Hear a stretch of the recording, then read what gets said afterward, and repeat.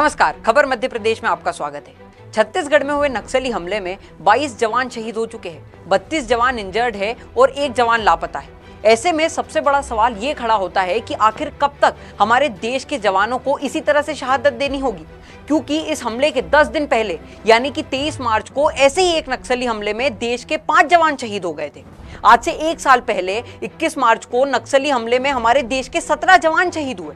और आज के एनालिसिस में हम यही बात करने वाले हैं कि छत्तीसगढ़ में नक्सलियों के खिलाफ चलाए गए इस ऑपरेशन में ऐसे क्या लूप होल्स थे जिसकी वजह से हमें इतनी बड़ी क्षति का सामना करना पड़ा, क्योंकि हमारे लगभग 2000 जवान तैयार थे नक्सलियों पर हमला करने के लिए।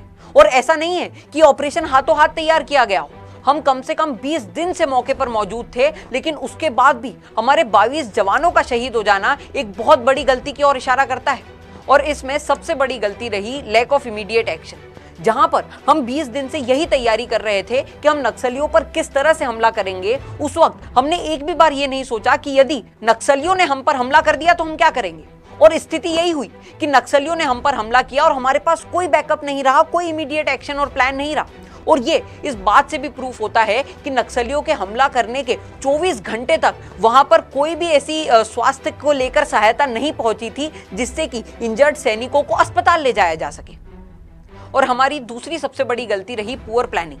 हमारे द्वारा नक्सलियों पर यह पहली बार हमला नहीं किया गया है, मगर दिक्कत यह हुई कि हम जितनी बार भी हमला करते हैं उसकी स्ट्रेटेजी एक जैसी ही होती है। और इस बार नक्सली हमारी स्ट्रेटेजी पहचान चुके थे, वो जानते थे कि हमारे अगले कदम, अगली स्टेप क्या होने वाली है, इसलिए हमारे उन पर हमला करने से पहले ही उन्होंने हम पर हमला कर दिया। और तीसरी इसमें सबसे बड़ी दिक्कत ये रही कि हमने 4 अलग अलग फोर्सेस के जवानों को इकट्ठा किया, यानी कि हमारे ये जो 2000 जवानों का बंच बना था उसमें से कुछ जवान सीआरपीएफ के थे, कुछ कोबरा के थे, कुछ डीआरजी के थे और कुछ एसटीएफ के थे। जिसमें सबसे बड़ी दिक्कत ये थी कि जो सीआरपीएफ के जवान हैं उनका लड़ने का तरीका कोबरा के जवानों से अलग होता है, जो एसटीएफ के जवान हैं उनका लड़ने का तरीका डीआरजी के जवानों से अलग रहता है। तो जब हमारे बीच में लड़ने के तरीके को लेकर कोई सिंक्रोनाइजेशन ही नहीं रहेगा तो हमारे जवान हाथों हाथ हुए हमले पर कैसे रिस्पॉन्ड करने वाले हैं।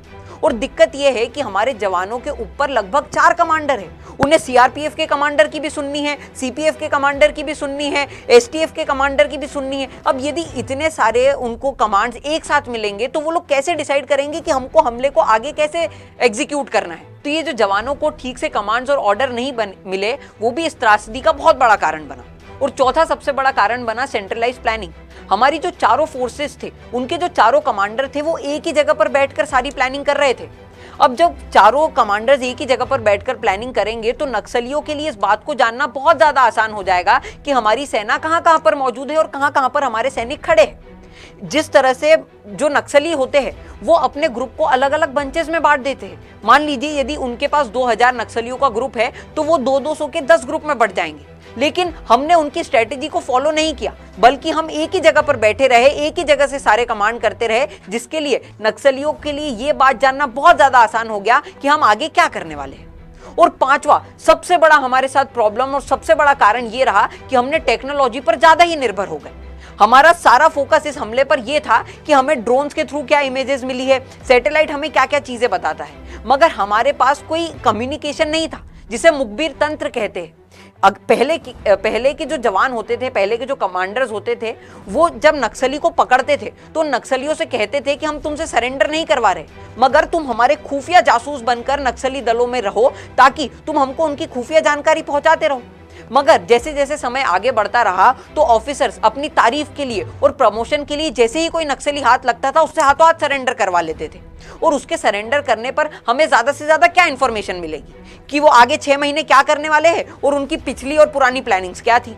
लेकिन यदि हम उसे सरेंडर नहीं करवाते और उसी तरह खुफिया तंत्र बनाकर नक्सलियों के बीच में भेजते तो सोचिए हमारा मुखबिर तंत्र कितना मजबूत होता। हमें नक्सलियों के हमले से पहले ही इस हमले की जानकारी मिल चुकी होती और हमारे जवान आज शहीद होने से बच जाते। तो ये कुछ ऐसे 5 बड़े कारण रहे जिसकी वजह से छत्तीसगढ़ में ऐसे हमले ने अंजाम लिया। और सवाल सबसे बड़ा ये खड़ा होता है कि आखिर हमारी सरकारें कब तक मुंह चुप रहे, हमारी सरकारें कब तक मुंह बंद करके बैठी रहेगी, कब तक हमारे देश के जवान इसी तरह से शहीद होते रहेंगे और अखबारों की सुर्खियां बनती रहेगी। क्योंकि जब हमारे देश के प्रधानमंत्री दूसरे देश में जाकर सर्जिकल स्ट्राइक कर सकते हैं, तो यदि हमारे देश में ही आतंकवादी जन्म ले रहे हैं, नक्सलवादी जन्म ले रहे हैं, तो उन्हें क्यों नहीं खत्म किया जा रहा है, उन पर क्यों नहीं स्ट्रिक्ट एक्शन लिया जा रहा है। तो मैं उम्मीद करता हूं आपको आज का एनालिसिस पसंद आया होगा और आपको उन 5 चीजों के बारे में जानकारी मिली होगी कि जिनकी गलतियों की वजह से आज हमारे 22 जवान शहीद हुए। खबर मध्य प्रदेश के इस चैनल को सब्सक्राइब कीजिए। यदि आपको ये वीडियो पसंद आया तो इसे लाइक कीजिएगा और ज्यादा से ज्यादा शेयर करके इस बात का अवेयरनेस लोगों में पैदा कीजिए कि किस तरह से हमारी गलतियों की वजह से, हमारी भूल और हमारे लूप होल्स की वजह से हमारे जवान शहीद हो रहे हैं। धन्यवाद। अगर आप ये खबर फेसबुक पर देख रहे हैं तो पेज को लाइक जरूर कीजिए। अगर आप ये खबर YouTube पर देख रहे हैं तो चैनल को सब्सक्राइब जरूर करें। ताज़ा तरीन खबरों को देखने के लिए बेल आइकन को दबाना ना भूलें।